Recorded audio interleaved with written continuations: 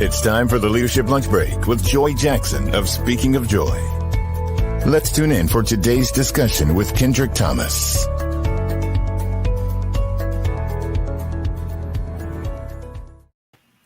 Good afternoon. Good afternoon. Welcome again to the Leadership Lunch Break. I'm so glad that you have joined me on this Thursday as we are in the middle of June.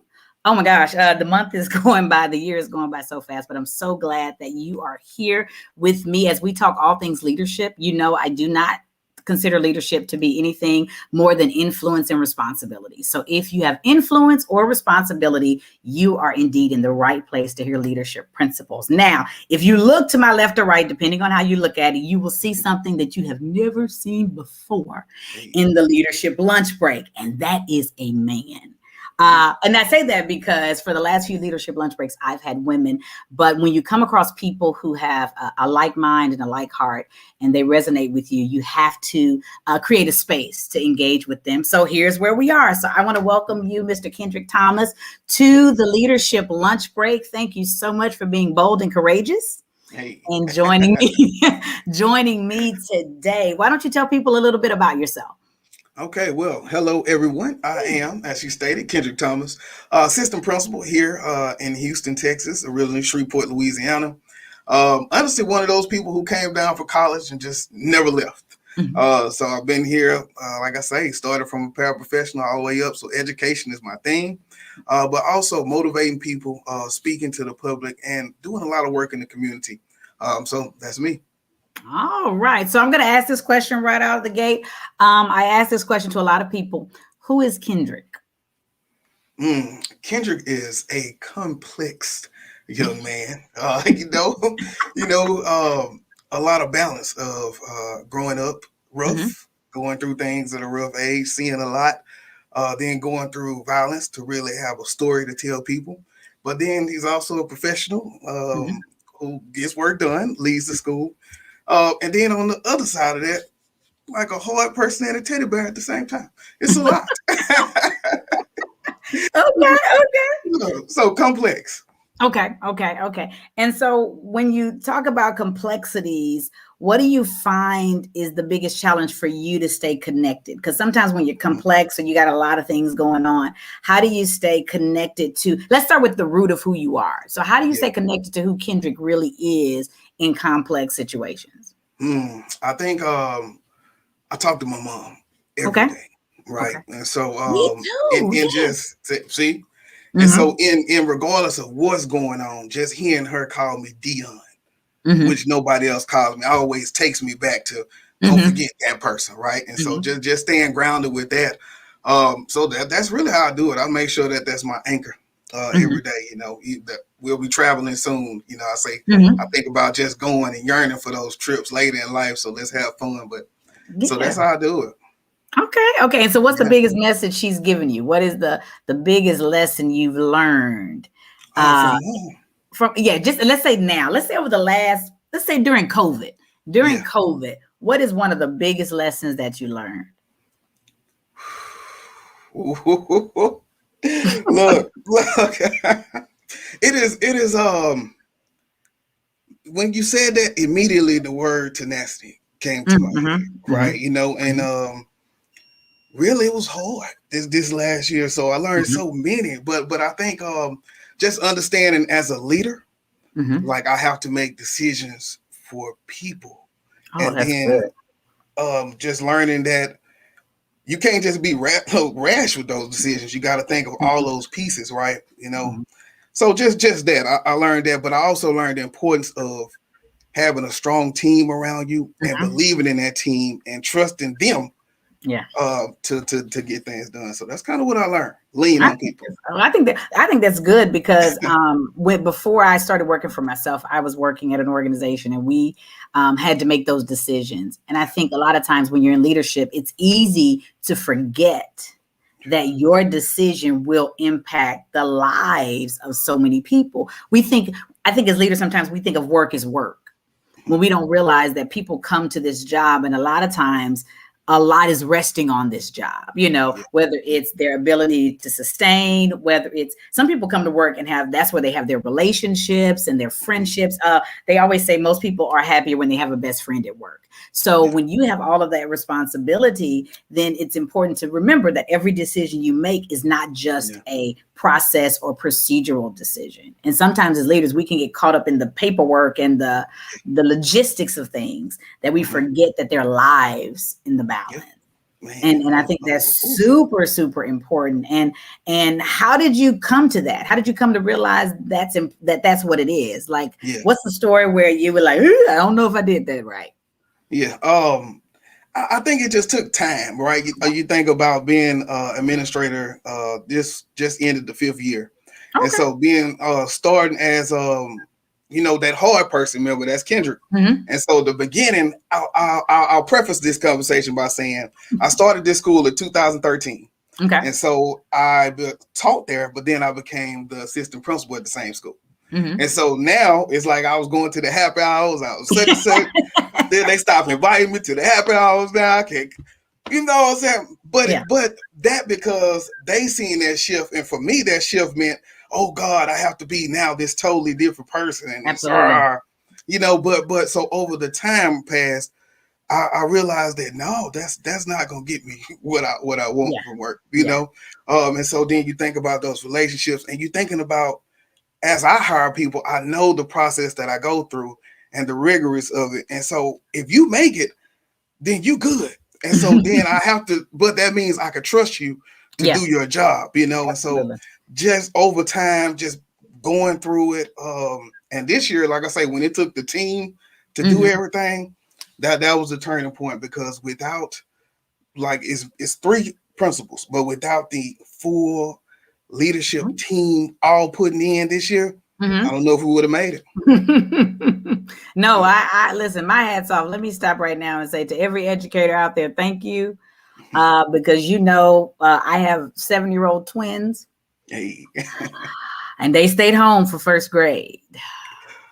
Hey, I'm telling you. It takes a special individual to love on, educate, and treat other folks' children with the love, care, and concern, because I never wanted to be. My mom taught 37 years. I never ever wanted to be a teacher. Never, ever, ever. Funny, because I'm teaching adults, which sometimes act just like kids, I guess. So I get that, but I do take my hats off to you guys, especially last year. Last year was rough, and any educator that's made it through and is returning, God bless you. Because I know for some people, it showed us who we were, though. I think in COVID, we learned a lot about ourselves. We learned a lot about who we are, how we interact, how we manage, how we lead, how we follow. Mm-hmm. We learned a lot. So what is the thing that you say, if now you can say Kendrick is better, and not because of COVID, because that's not, I'm not trying to be insensitive, but what can you say that Kendrick is better after having gone through COVID? I will say the social aspect of life, because I'm not gonna lie, I felt kind of okay being secluded, right? Okay. And so I said, no, I didn't think that was right. I mean, to each his own, but I was like, I shouldn't be this happy. So let me get out. Let me start being intentional about socializing and getting out. And so then I instituted my yes days. Okay. So, yes days. Okay. What are yes days? Man, where so I put it in my phone and I set it up like every 2 weeks, and I forget that it's going to happen until the day before. And so the yes day, the next day, is pretty much saying yes to everything. Really? Like, yes. And so it surprised me, but I commit to it. And look, I've been some crazy places from just saying yes, right? But that was one thing I had to do to be more social on what I'm, just on what I need to be. Yeah. Okay, so when is your yes day? So all of us who will watch this and who are listening will know. That's why I do it the day before. So nobody, I don't even know. We will know what day to ask you something, so that that is good. So have you been nervous about doing the yes days? Like, walk me through the process. Was that something that, I mean, you weren't afraid that somebody was going to ask you something? You'd be like, really? No, because nobody knows. So they know I'm just regular, normal Kendrick, sometimes boring probably. So they gonna ask me that. But it could be somebody who's like, oh man, I'm going to this such and such. You want to go? And maybe I'll be like, man, yeah, let's go. Really? So maybe it's downtown, maybe it's to the park, maybe it's somewhere. Really? No, listen, Krista Garcia said that yes day would have me in Pirates of the Caribbean with my kids. That's why I'm saying I'm gonna try it. Yeah. That's a good idea. But I see, so here's where, so I call myself sometimes the safety sergeant. I don't do stuff that I'm not going to be good at. I don't like surprises. I like to know my box. So the idea of, I'm about to say something really, really, really, oh my gosh. Okay. Here's what I'm realizing. The reason that would bother me is because I would lose control. Yes. And in losing control, I don't know. Yeah. So how do you deal with that? How do you deal with the fact that you were saying yes to someone who's asked you, and in your mind, they may not know that you've committed to saying yes, but you've committed to saying yes. How do you reconcile that, knowing that now you don't get to call the shots? I mean, I became okay with it from just Really? doing it. Yeah, from just doing it, because like I say, for one, I still got the same nerdy, like crazy friends. So it's not like we're gonna do something outlandish. Now somebody random call, that's what usually the crazy times have been. When somebody random call and it's like, man, we going such and such. Oh my God, I'd end up in some crazy places. But with these guys, normally, because they don't know or no one knows, it's usually just me being intentional about getting out and doing something. I like that. Okay. So your yes day was more about intentionality. Yeah, let's do something. Okay. Like, and it don't matter what. Sometimes it be, man, can I get a ride? I have been there before. So you gotta, I'm take them to the bus station, anything like that. But by the nighttime, that yes day get pretty wild. Really? I like that. Okay. I'm gonna try it. I'm gonna try it. Hey, everybody now in the world, I'm gonna let y'all know how yes days go. Just watch my post. You'll be able to tell if the yes days going well or not. That is okay. I like that. I'll say for me, what COVID kind of taught me is the value of time with people that you care about. I mean, because me and my husband been together 12 years on Sunday. Woo! So I've always been with him, right? 15 years, we've always been together. But it wasn't until we were in the house every day together that we became intentional in our interactions. So it's easy to be ships passing in the night. It's easy to sit on the couch and have a conversation, but neither one of us listening to each other. It's easy to do that. But through COVID, I found us being more intentional in spending time together, in really listening to each other, in really having more conversations. Even with my kids, listen, I knew these little girls, but I didn't know them. Because I was working, my husband was working. So you take them to school, drop them off with people like Kendrick for 8 hours. So when they come home, it's homework. You don't really get to spend time with your kids. And then on the weekends, you are catching up on all the things you didn't get to do. So to really have this moment where you get to meet the people in your house, like for the first time, it's like you're meeting people again. It's like, oh, hey, my name is Joy. Stephen, nice to meet. Oh, Shelby and Sydney. So very nice to meet you. Thank you, Tiffany, for our anniversary. Yes. Hey. So I learned, I was reintroduced to the people that I love. I was reintroduced to my friends and learned some things about them that I love, some things about them like, how were we ever really friends? But I got that opportunity to do that. And then I learned a lot about myself. I'm an only child. Okay. That's important for me to have recharging moments. Only children need breaks.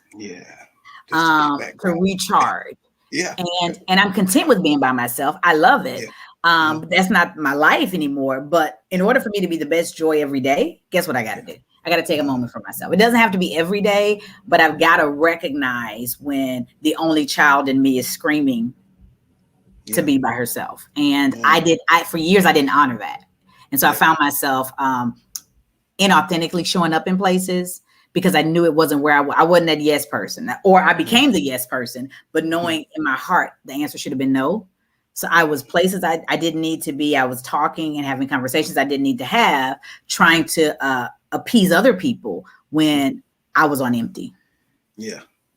Ooh. So what do you do when you on empty? Oh man, I'm not gonna lie to you. I shut it down. Okay. I shut it down. Okay. I really may just take each day. I try to come home from work or whatever I'm doing. I take that first hour just for myself, like as a ritual. So then after that, I may work a little bit more. And so then I work. But through my therapist, shout out. She's kind of taught me to kind of recognize when it happens and don't work till burnout. Like don't work too burnout. That's good. That's good. Yeah, just taking those breaks, so like I just ended the season and then, we talked earlier about the summer.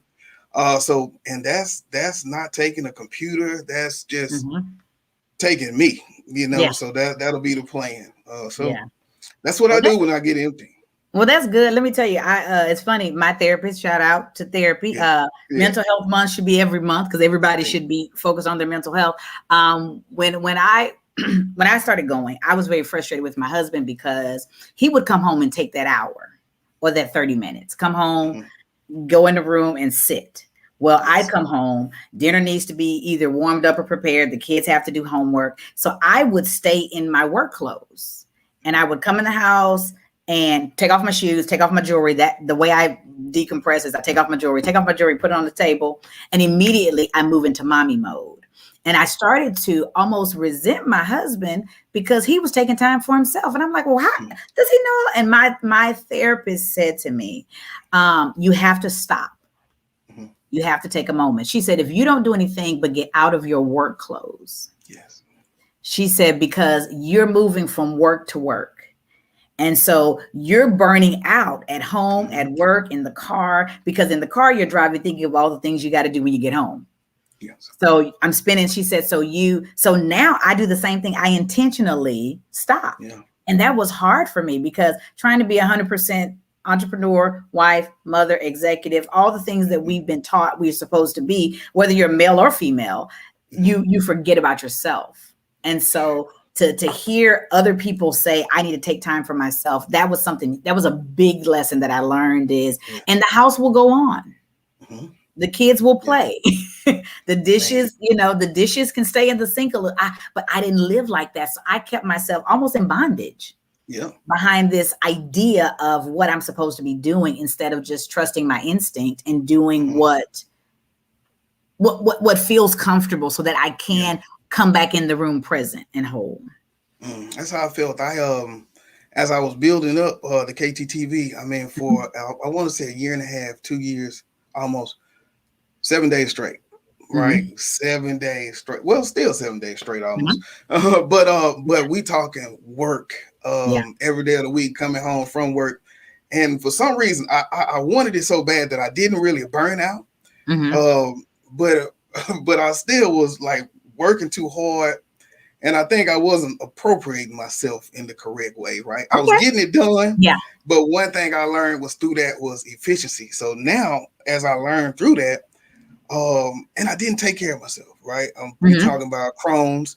And when you think about Crohn's, what's the number one trigger? Stress. Yeah. And so then I got work stress, I got school stress, and it wasn't important. And so then when I started going back and tightening up my sessions with my therapist, we got to having those conversations of taking that time. And when I tell you, she said something that struck, and I set out on the path to wind everything down. Now it's a lot of things that's on autopilot, and I get to take a Saturday. Like on Saturdays, I do nothing. Right, that is the day. So Saturdays and pretty much Mondays. Okay. So I take those off. But before that, it was 7 days a week, just trying to get it in. Yeah. So self-care, finding it. Even if it's breathing. Yeah. For a few minutes. Yeah. I think self-care is super, super important. What's interesting though, is I think So as a culture, somebody may not agree with me on this, but as a culture, I believe that we spend a lot of time with catchphrases, catch ideas, and trending. So right now, to me, self-care has become a trend. Yeah. It's, care for yourself, it's, you need a massage. And I'm like, that is not not what self-care is. Self-care is recognizing how to strengthen yourself so that you show up as a better person. So it doesn't have to be in going somewhere. It doesn't have to be in taking a trip. Like you said, breathing is self-care. Meditating, praying. There are so many ways to care for yourself. And I was just having a conversation with the lady before this, and I told her, I said, I look at self-care as an opportunity to just restore yourself.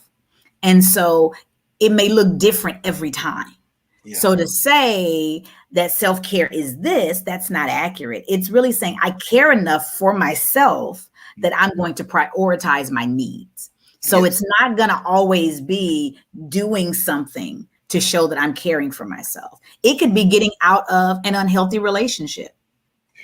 It could be leaving a job that's stressed. I mean, we always want to make, so as I said, I think we've become trendy in self-care, but we're not teaching people that self-care is maybe finding a therapist. Yes. Finding someone who can help you with your traumas, who can help you with your uncertainties. So it doesn't have to be what the world is calling it or defining. It's really saying I prioritize myself and my health and my emotional well-being. So I'm going to do things and put myself in activities that will stimulate that part of me. Yeah.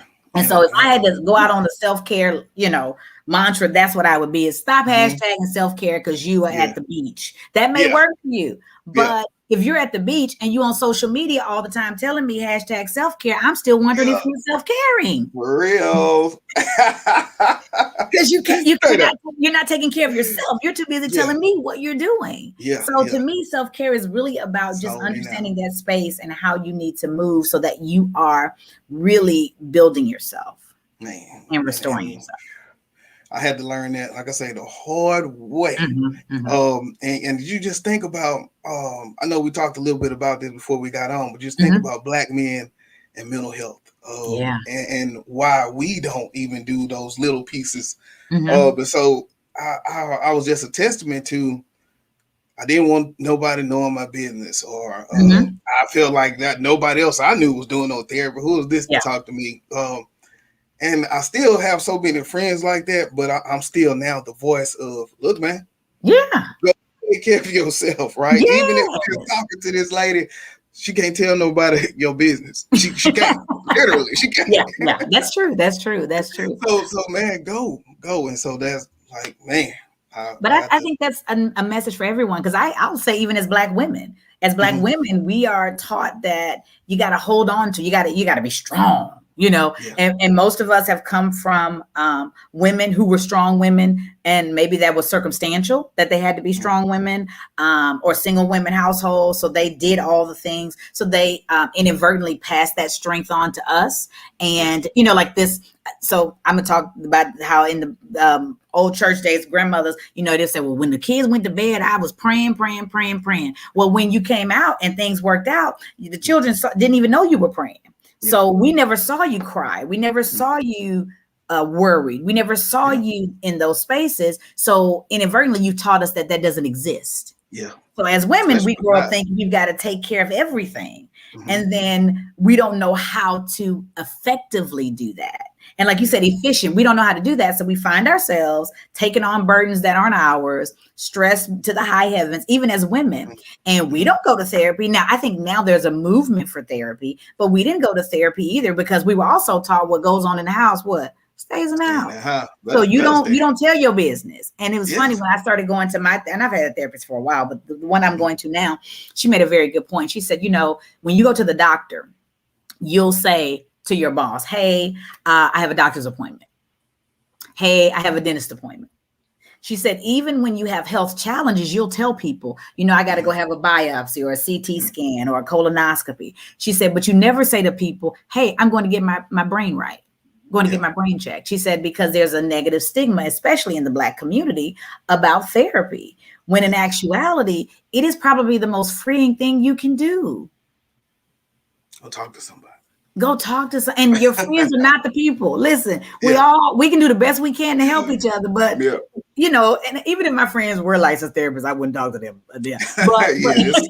But being in a place where you're free to share who you are, it's a level of vulnerability that I think is super important in our lives, and we're not taught culturally, socioeconomically, racially, to be vulnerable. Yeah, and that's a part of that connection.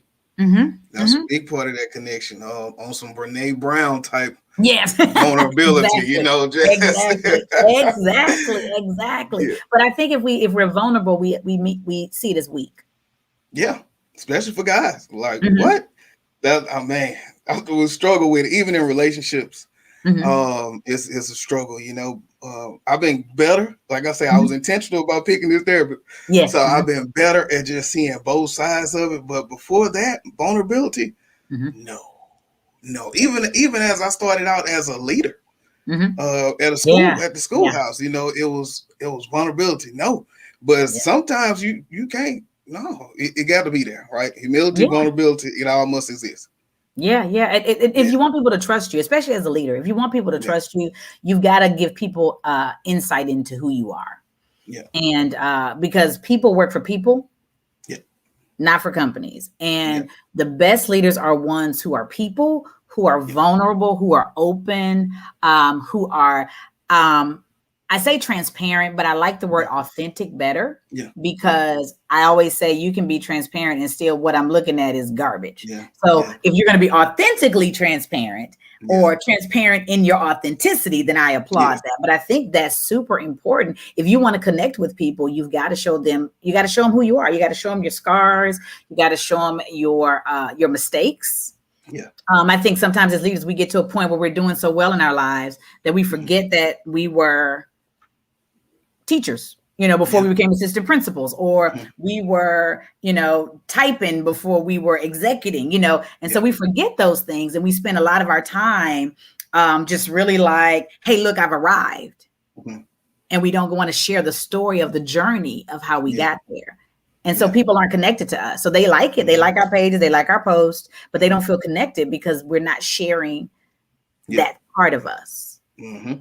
Yeah, that's why I'm looking forward to that speaking this summer, you know, just to be able to kind of get that out because it's crazy. You know, like I say, even with the education side, starting off with as a parent and working up, or even as a, you know, a kid and mom having me at 15 and the things that we going through, you know, her prison time and foster, like almost there, you know, all that type of stuff. So you think about that, and that's what builds you a lot. But I think sometimes we shy away from wanting to tell it because once again, if people know that, what does that make you?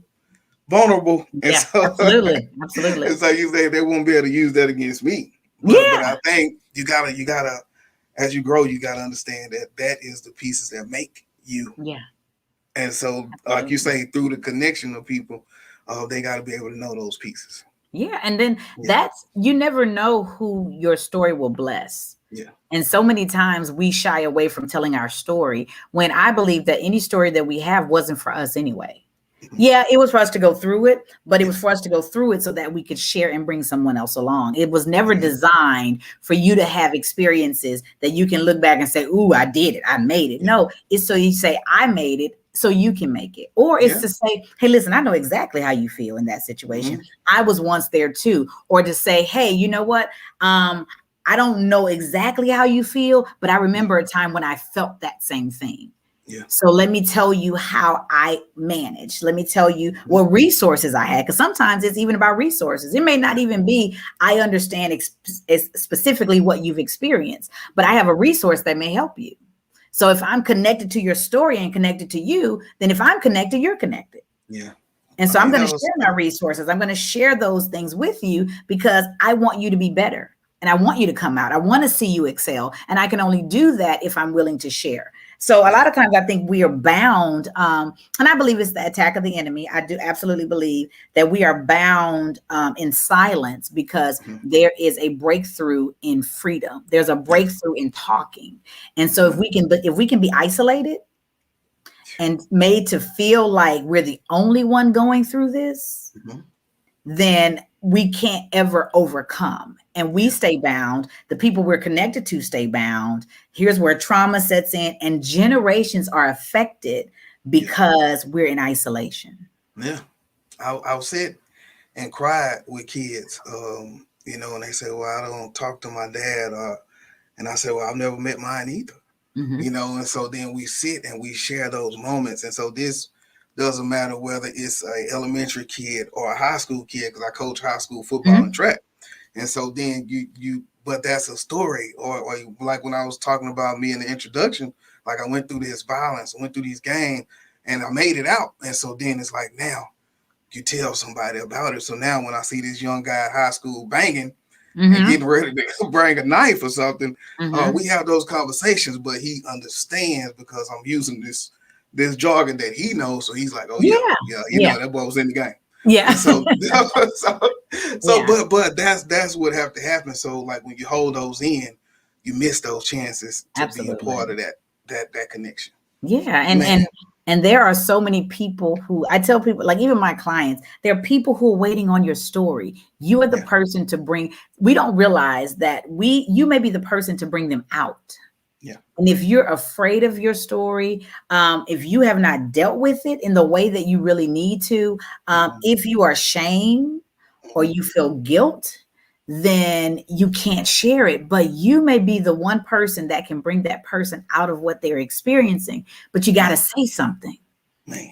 You know, you got to be willing to open. You got to be willing to share. You got to be willing to say, this is who I am. And I may not be there anymore, but I resonate with that because joy is a series of experiences. Yes. And you know, a whole lot of stuff has made me the person sitting right here. It took me losing my brother to suicide.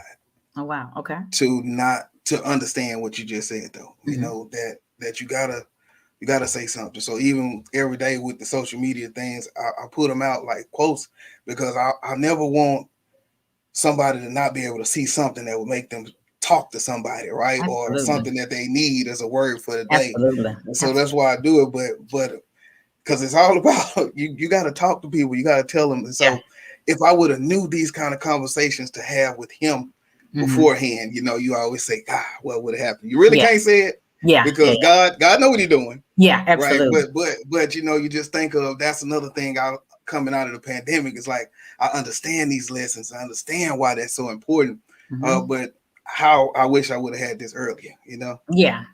I mean, I think for all of us, I have felt this calling on my life for years. And I ran from it. And so now it's like, okay, God, we're going to do this together. You know, I lost my job. And when I lost my job, I was like, okay, what are we going to do now? And so I think God's perfect time, his perfect plan is exactly what it needs to be. And I think through the pandemic, a lot of this has come out. I feel like through the pandemic, a lot of people are awakened. Yeah. And I mean, we can talk social awakening and all of that too, but I think just personal journey, purpose, meaning, mindfulness, intentionality, awakening. Yeah. So it's not about me anymore. I think we are now in a society of connectedness. Yeah. Where literally, I mean, I'd seen Kendrick a couple times, I've been following him. We got on a different call.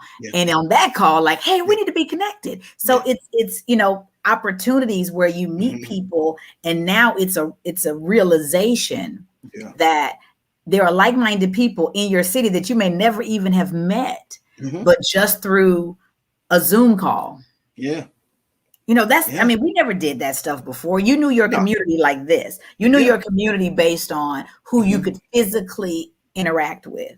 Now you have access to anybody, everybody. But it's now even more important to have those connections and to be connected because the power in what we can do now, I think is greater than we've ever been able to do before.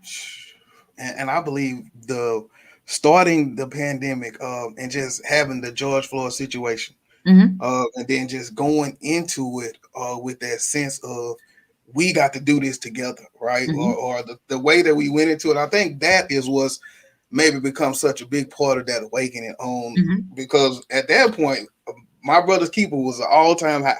Yeah. Right. And so then you connected with the people in your community. You connected with people outside. I remember, like as soon as the pandemic happened, I immediately kind of shift the focus of my podcast to just giving teachers resources or giving other schools resources around the country. So I would have teachers with a lot of resources talk to teachers who had none. And so we would help like that. But I think, man, all of that was just a part of that awakening, a part of coming together.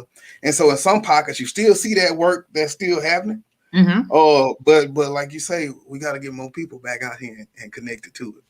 Yeah. So how do we get people connected, Kendrick? What if you could wave a wand, yes, and connect, how would you get people connected? I want to say meeting people where they are. Okay. Right. And just understanding like the needs. So doing your research, talking to people, just really being of the people or what they're about. If you want to connect with them, understand them. And I think that's great. I think that's great. I think that's important. Plugging into people. You know, I always think of connectedness as being somehow touching. Yes. So we live in a society of connection, but disconnection. Oh, yeah. We may be connected, but never really connected. So I feel like it's really about saying, let me plug into you. Let me plug into who you are.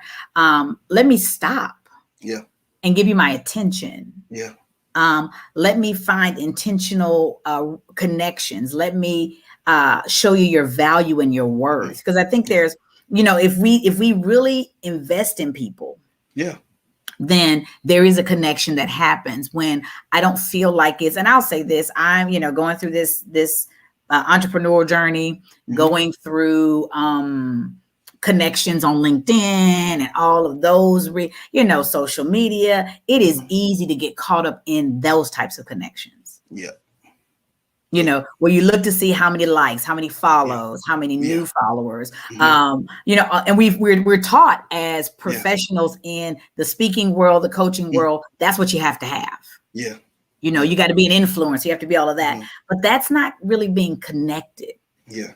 And if I can't have that type of relationship, it's a challenge for me, because I want to build real relationships with people, and not for a platform, not for an opportunity, but there's strength in numbers. Like you said, it's strength in us coming together. But just because I've got 5,000 likes or 5,000 followers doesn't mean that I'm influencing them in a way that connects them to their environment. And so I think that if we are not mindful of that, we become commercial. Yeah, I was talking yesterday. I said that the amount of people that like it really don't have nothing to do with me, right? Whether they like it or not, it don't have nothing to do with me. You know, all I try to do is just make sure that I'm consistent with what my mission and my purpose is, and the people that want to come on board gonna come on board. Absolutely. And we're gonna rock it out from there. So that's pretty much it. Because that is awesome. Yeah. You know, I haven't even monetized like any of my platforms, just because like I feel like that ain't why I'm doing this here. You know, as long as I'm all right, all that stuff will happen when it's time. So we just stay focused with the mission, and that's how we keep connected. Awesome. All right, Mr. Kendrick, let me say, I think you did the gentleman pretty good.